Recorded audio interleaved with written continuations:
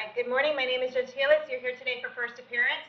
The purpose of this hearing is to inform you of the charges against you and determine whether there was probable cause for your arrest. Before court today, I have reviewed all of the probable cause affidavits in your case, and so I've already determined whether there was probable cause or not. If I have found there was no probable cause, you will be released today. That does not mean that your case is dismissed. It just means that law enforcement did not give me what I needed in order to find probable cause, and your case will be continued to another court date where you will need to appear. If I found probable cause, I will then ask you some questions to determine whether your bond will stay the same, be increased, decreased, or whether there are any other bond conditions on your case. Please only answer the questions that I'm asking you here today. They're designed not to get you into any more trouble and formatted not to violate your right to remain silent. You have the right to have a lawyer represent you at each stage of these proceedings. If you cannot afford to hire one, I will appoint the public defender's office for you today. At this time, I'd like everyone to raise your right hand so I can place you under oath. Solemnly swear or affirm the testimony before the court will be the truth, whole truth, nothing but the truth. Put your hands down as I call your name. Please come forward. Melissa Looper.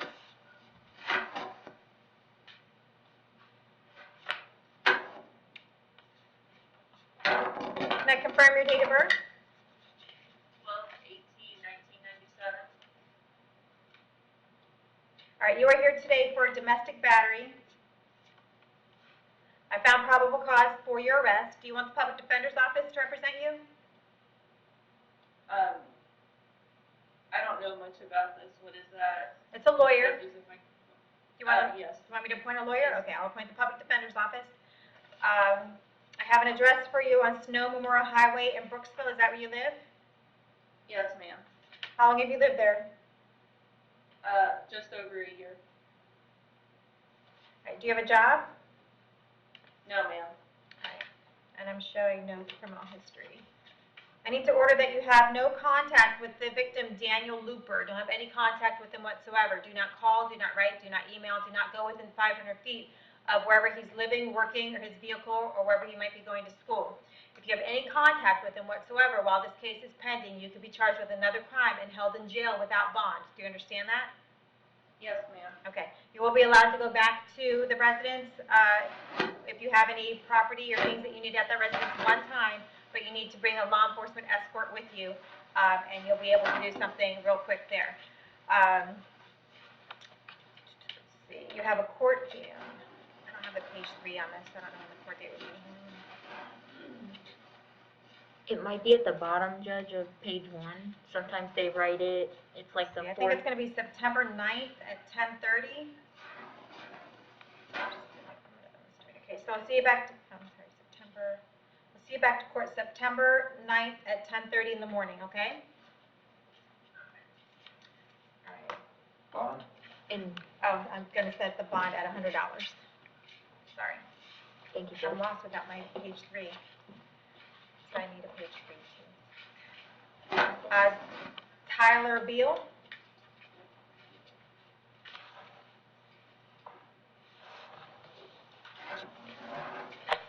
Can I have your date of birth? 2/8/97. All right, you are here today for driving an unregistered motor vehicle and driving while your license is suspended or revoked. Currently, a bond is $1,000 each. I found probable cause for your arrest. Do you want the public defender's office to represent you? Yes, ma'am. I'll appoint the public defender's office. I have your driving record here, which does indicate several prior driving on suspended driver's licenses. In fact, if you get a conviction here, then you'll lose your driver's license for 5 years, just so you know.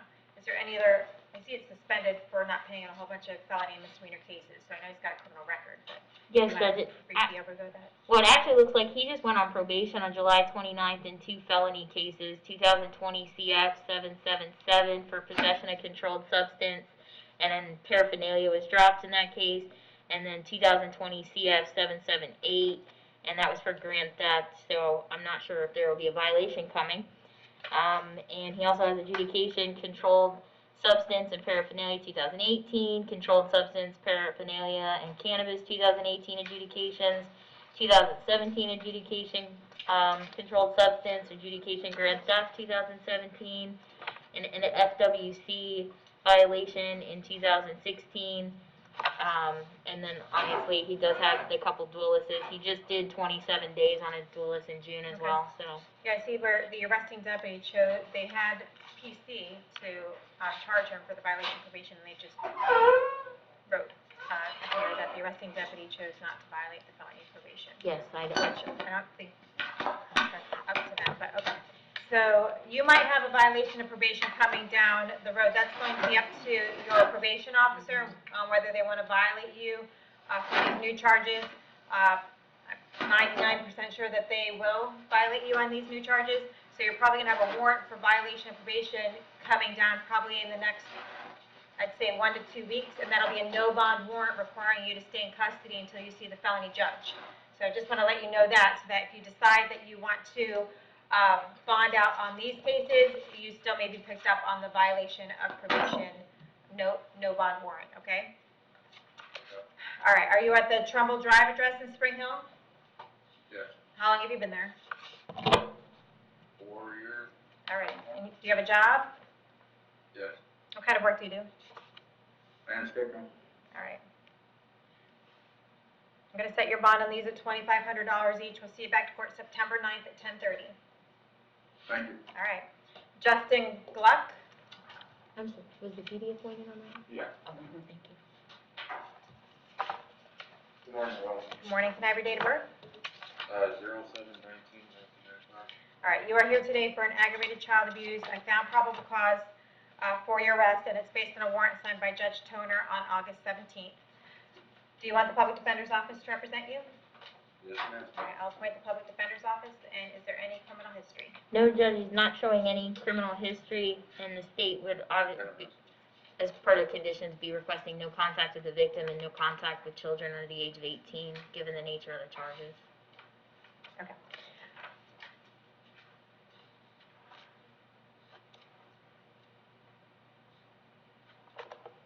All right. I have an address for you on Miracle Drive in Spring Hill. Is that where you live? I used to live there. I used to live with Elizabeth. Okay, that's okay. Where do you live now? Now we're at the moment I can live with my father, but. Is he local? Huh? Is your father local, Hernando County? Yeah, he's in Fort Richard. Okay. And you have any type of job right now? Yes. What kind of work do you do? I sandblast and slash mechanical for a garbage plant. Okay, Heavy garbage plants. alrighty.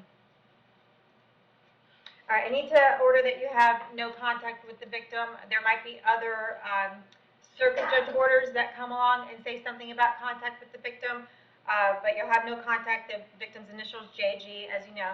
So you're ordered not to have any contact with the victim at all. You can't go within 500 feet of the residence where that victim lives, or 500 feet of the daycare or anything like that, okay? If you have any contact with the victim, then you can be charged with another crime and held without bond. Do you understand that? Yes, ma'am. Okay.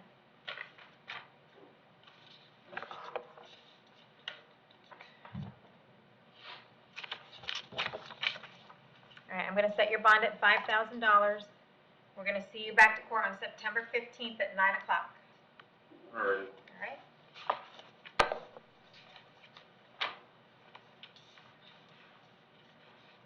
All right. Justin Pine.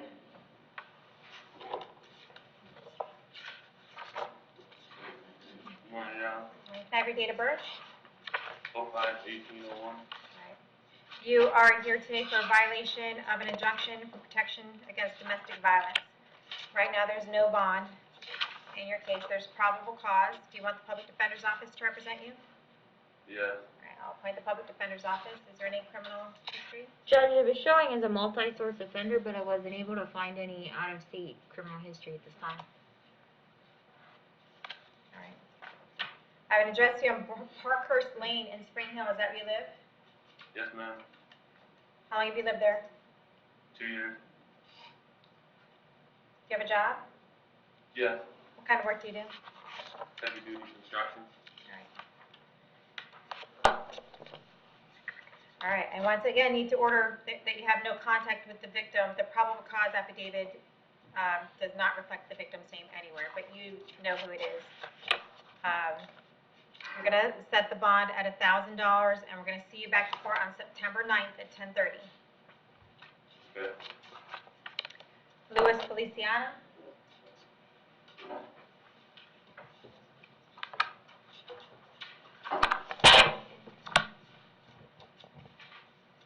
Can I have your date of birth? 2/18/92. All right, Mr. Feliciano, you are here because you have something going on in Kansas. It looks like it's a felony violation of parole.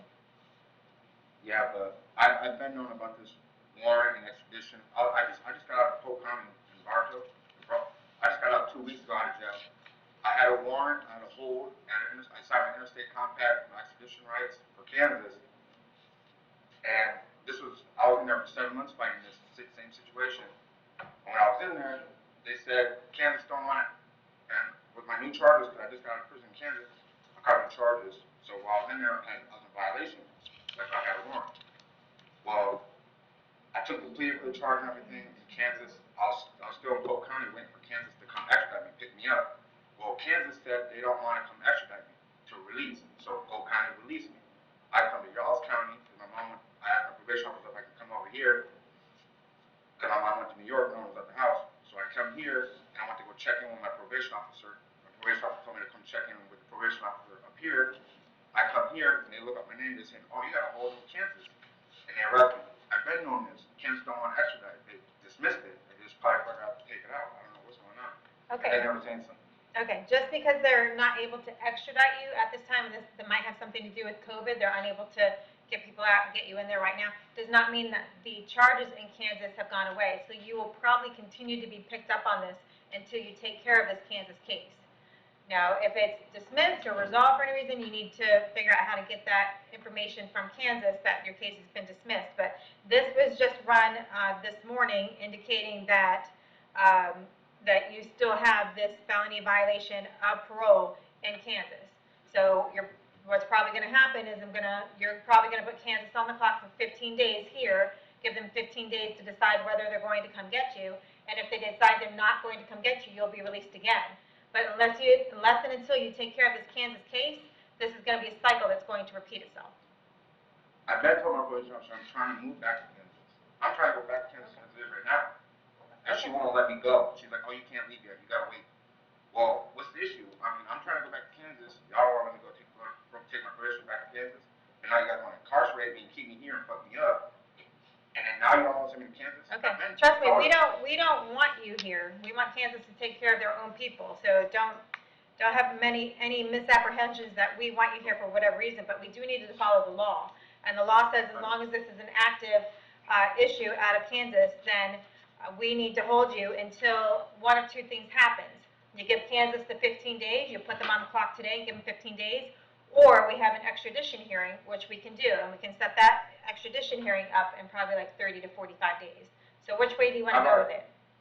I've already signed my extradition rights. Okay.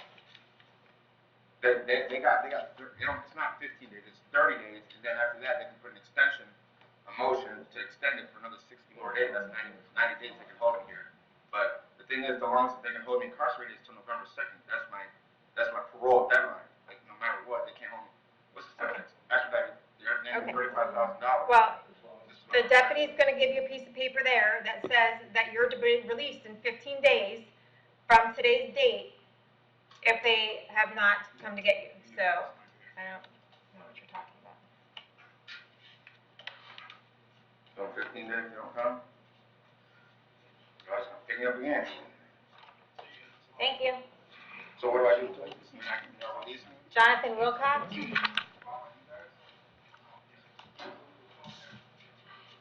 Morning, ma'am. Can I have your date of birth?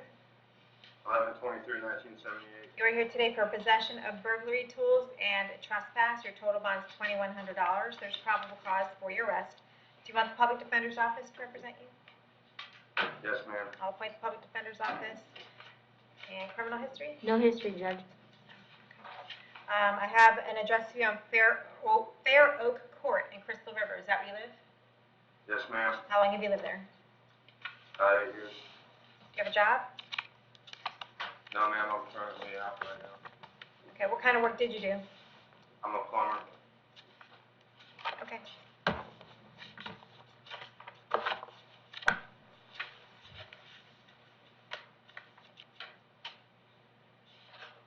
All right, I'm gonna set your bond at $500 each, and we're gonna see you back to court September 15th at 9 o'clock, okay? Yes, ma'am. All right. Nicholas Berry. Good morning, Good morning, can I have your date of birth? 2/27/95. All right, you are here today for a violation of probation, which looks like it originated from Hillsborough County. It looks like it's a violation of probation for a charge of contributing to the delinquency of a child. Yes, ma'am. Here's the thing, the state attorney's office and the courts and my probation officer all told me that everything was dropped, that I didn't have to worry about it. And then I find out last night when my friend got pulled over that I still have a warrant in the system. I don't see how it can be dropped and dismissed and have it still be in the system like that. Yeah, I can't. So we need to hold you no bond until we get you over to Hillsborough, but in light of current events, we may not be able to do that anytime soon. But we're gonna have someone from the state attorney's office reach out to the state attorney's office in Hillsborough County to see if there's any way that either we can, one, set a bond on your case, or two, see if we can resolve your case here, transfer jurisdiction from the Hillsborough County to here, which shouldn't be too difficult. So we can probably do one of those two things, okay? And in the meantime, they'll also check out to see whether it's been dismissed or not. All right, so as soon as they figure those things out, we'll get you back either on the first appearance docket or in front of a circuit judge and decide whether we're going to set a bond or allow you to plea here, okay? Alright, so All right, how long thank do I have until they come and get me? I don't know. I don't know the answer to that question, but I'm hoping that we'll get in touch with Hillsborough County sometime in the next few days, probably by Monday. And then by Monday, we'll have a better idea of what we want to do with your case, and we'll have you be brought either back up at first appearance or in front of a circuit judge, probably sometime next week. And Judge, I can tell you, he was arrested in January, also on a probation violation, so he might be thinking that Resolve issue after was that. resolved, but Okay. that's what I did look into it earlier. Okay, so, but you haven't But reached no, anyone I in Hillsborough yet? have not, Judge. All right, did I get everyone to jail? Yes, Your Honor. All right, thank you.